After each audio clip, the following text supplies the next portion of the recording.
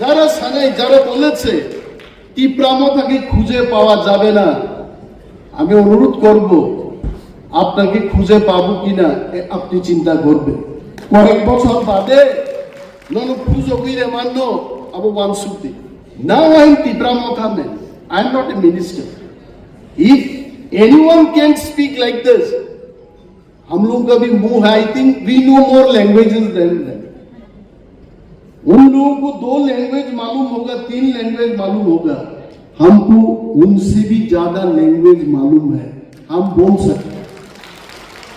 कब न है कि का सातों है, I honour him with all respect, but वीर करेगा और तीव्रामता के ऊपर तीर चलाएगा, ये कोई राजनीति व्यक्ति का कोई बयान नहीं हो सकता। महाराज जी ने तो बोला कि ये बंद हमने नहीं किया, কেন বলবে তাহলে যে তীব্রামতার লোকেরা এটা করেছে? আরে তাহলে কি যেটাই ত্রিপুরাতে হবে তীব্রামতাই করবে? তাহলে আজকে কি রিজাক্কা ভাইকে we are your friends, treat us like friends, and Maharaj ji was telling that come speak to me। अगर वो इंसान और महाराज जी दोनों मिलके एक साथ चलने लगे, त्रिपुरा में शांति ही शांति होगा।